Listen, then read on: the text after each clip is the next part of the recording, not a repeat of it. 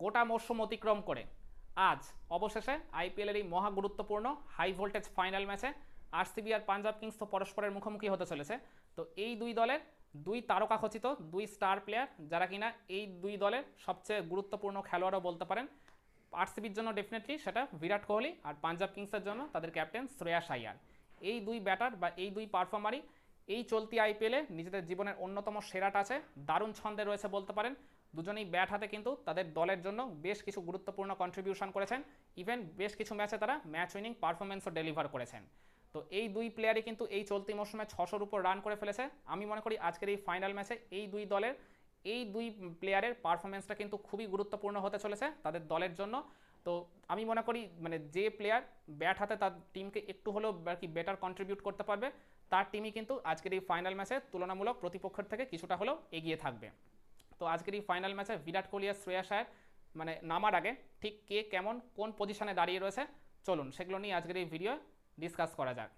তো বিরাট কোহলি এই চলতি মরশুমে 14 ম্যাচ তিনি খেলার সুযোগ পেয়েছেন। 14 ইনিংসে ব্যাটিং করার চান্স পেয়ে তিনি মোট রান করেছেন 614। তার ব্যাটিং গড় 55.82, কোনো সেঞ্চুরি না পেলেও 8টা হাফ সেঞ্চুরি তিনি পেয়েছেন এই মরশুমে।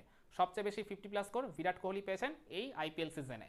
অপরদিকে শ্রেয়াস আয়ার 16 ম্যাচে 16 ইনিংস তিনি ব্যাটিং করার সুযোগ পেয়ে মোট রান করেছেন 603। তার ব্যাটিং গড় 54.82, কোনো সেঞ্চুরি না পেলেও 6টা হাফ সেঞ্চুরি তিনিও পেয়েছেন। তো দুজনেই কিন্তু দুই টিমের বেস্ট রান গেটার বা হায়েস্ট মানে রান স্কোরার বলতে পারেন এই মরশুমে। তো এই জায়গায় এখন মানে বিরাট কোহলি এই আইপিএল মরশুমে পাঞ্জাব কিংসের এগেনস্টে তিনি 3 ম্যাচ খেলার সুযোগ পেয়েছেন, গ্রুপ পর্বে 2টা আর তারপর কোয়ালিফায়ার 1-এর ম্যাচটায়। তো এই 3 ম্যাচে তার রানটা হচ্ছে যথাক্রমে 1, 73 নট আউট আর 12। মূল্যানপুরে গ্রুপ পর্বে যে ম্যাচটায় তিনি 73 নট আউট করেছিলেন সেখানে কিন্তু তিনি প্লেয়ার অফ দ্য ম্যাচও হয়েছিলেন। তো এই 3 ইনিংস মিলিয়ে তিনি মোট রান করেছেন 86। তার ব্যাটিং গড় হচ্ছে 43 এই মরশুমে পাঞ্জাব কিংসের এগেনস্টে। অপরদিকে এই মরশুমে আরসিবির এগেনস্টে শ্রেয়াস আয়ারও একইভাবে 3 ম্যাচ খেলার সুযোগ পেয়েছেন। 3 ম্যাচে তার রান হচ্ছে 7, 6, 2। তার ব্যাটিং গড় হচ্ছে মোটে 5। এই আইপিএল মরশুমে শ্রেয়াস আয়ারের ব্যাটিং পরিসংখ্যানটা সবচেয়ে খারাপ এই আরসিবির এগেনস্টেই, আর সেই টিমের এগেনস্টে কিনা তাকে এই ফাইনাল ম্যাচে নামতে হবে। আর শ্রেয়াস আয়ারের কিন্তু মানে এই জায়গায় মানে পার্টিকুলারলি আরসিবির পেস বোলারদের এগেনস্টে তিনি কিন্তু যথেষ্ট স্ট্রাগল করেছে বলতে পারেন। এই আরসিবির লাইন আপে যে 4 পেস বোলার রয়েছেন তাদের এগেনস্টে শ্রেয়াস আয়ারের ওভারঅল আইপিএল পরিসংখ্যানটা কিন্তু মোটেই সুখকর নয়। মাত্র 73 রান তিনি করতে পেরেছেন ওভারঅল আর কি সব আইপিএল মরশুম মিলিয়ে। মানে এখন যে আরসিবির মানে লাইন আপে যে 4 অ্যাক্টিভ পেসার রয়েছে 85 বল তিনি খেলে মোটে 73 রান করেছেন। তার ব্যাটিং স্ট্রাইক রেট 100-রও নিচে। ওই জায়গায় তাকে 9বার আউট করেছে এই 4 পেস বোলার মিলে, তার মধ্যে জশ হ্যাজেলউড 4বার আর ভুবনেশ্বর কুমার তো 3বার আউট করেছেন। তো শ্রেয়াস আয়ারকে কিন্তু ডেফিনেটলি ভুবনেশ্বর কুমার আর হেজেলউডের ওভারগুলো তিনি যত দ্রুত কাটিয়ে দিতে পারবেন ততই তার মানে মঙ্গল হবে বলে আমি মনে করি।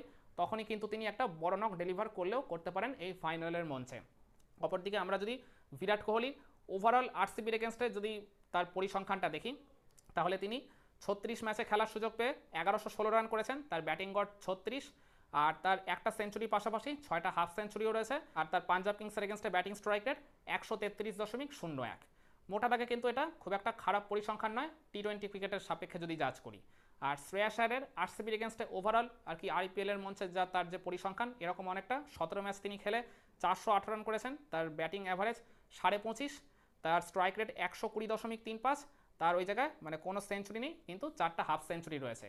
তো এই মানে হেড টু হেডের আর কি পরিসংখ্যানে বা বলতে পারেন মানে দুই দলের আর কি এগেনস্টে শ্রেয়াস আয়ার আর বিরাট কোহলির এই পরিসংখ্যানে কিন্তু বিরাট কোহলিকেই বলবো তিনি কিছুটা এগিয়ে রয়েছেন শ্রেয়াস আয়ারের থেকে।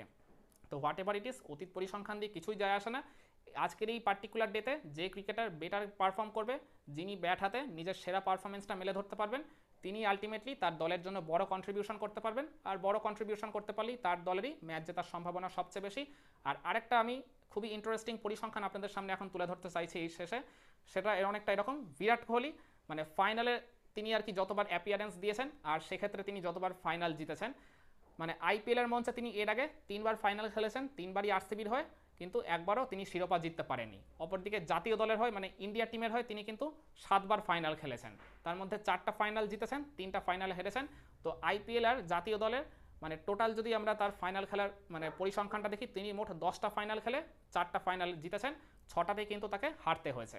মানে তার মানে উইনিং পার্সেন্টেজ এই জায়গায় 40। অপরদিকে শ্রেয়াস আয়ারের আইপিএল ফাইনালটা মানে পরিসংখ্যান অনেকটা এরকম।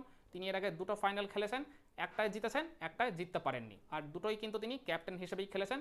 আর জাতীয় দলের হয়ে তার মানে ইন্ডিয়া টিমের হয়ে তার ফাইনাল খেলার পরিসংখ্যানটা অনেকটা এরকম। দুটো ফাইনাল তিনি খেলেছেন, একটা জিতেছেন একটা হেরেছেন, মানে তিনি জাতীয় দলের আইপিএল মিলিয়ে মোট 4টা ফাইনাল খেলেছেন, তার মধ্যে দুটো জিতেছেন আর দুটোতে হারতে হয়েছে তাকে। তার উইনিং পার্সেন্টেজ 50। মানে শতকরার দিক থেকে যদি আমরা হিসাব করি তাহলে ফাইনাল জেতার মানে লাখ বা ফাইনাল জেতার পরিসংখ্যানটা কিন্তু শ্রেয়াস আয়ারের এক্ষেত্রে বিরাট কোহলির থেকে কিছুটা হলেও বেশি। তো দেখা যাক আজকের এই মহা গুরুত্বপূর্ণ এই হাই ভোল্টেজ ফাইনাল ম্যাচে আরসিবি নাকি পাঞ্জাব কিংস কোন টিম আলটিমেটলি শিরোপা জেতে। যে টিমই জিতুক তারা প্রথমবারের মতো আইপিএলের হিস্ট্রিতে শিরোপা উঁচিয়ে ধরবে। 2016 পর আমরা আবারও প্রথমবারের মতো একটা নতুন মানে চ্যাম্পিয়ন টিমকে দেখতে চলেছি। তো এই জায়গায় ডেফিনেটলি আমি এর আগের একটা ভিডিওতেও বলেছিলাম আমি চাই আরসিবি ট্রফি জিতুক, মানে বিরাট কোহলির হাতেই আমি ট্রফিটা উঠতে দেখতে চাই, কারণ তিনি এর আগে একবারও আইপিএল ট্রফি জিততে পারেননি। শ্রেয়াস আয়ার কিন্তু আইপিএল ট্রফি জিতেছেন গত বছর, তবে অন্য টিমের হয়ে, কলকাতা নাইট রাইডার্সের হয়ে।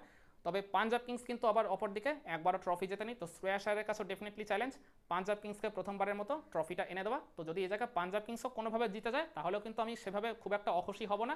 তবে আমি এক্ষেত্রে মানে আমার খুশির দিকটা ওই 52-48-এ আরসিবির দিকেই এগিয়ে রাখবো। আমি ডেফিনেটলি বিরাট কোহলির হাতেই ট্রফিটা উঠতে দেখতে চাই, কিন্তু আমার গাট ফিলিং বলছে, এর আগের ভিডিওতেও বলেছি, শ্রেয়াস আয়ারই অ্যাজ আ ক্যাপ্টেন তিনি পরপর 2বার ট্রফি জিতে একটা নতুন রেকর্ড করবেন এই আইপিএলের মঞ্চে। তো আপনারা আজকে কাকে সাপোর্ট করবেন, আরসিবি নাকি পাঞ্জাব কিংস? আর কি মনে করেন বিরাট কোহলি নাকি শ্রেয়াস আয়ার, কে বেটার পারফর্ম করে তার দলকে মানে একদম বেস্ট পসিবল আউটপুটটা দিয়ে সাহায্য করতে পারবেন এই ফাইনাল ম্যাচে? কমেন্ট করে আপনার মতামতটা জানাতে পারেন।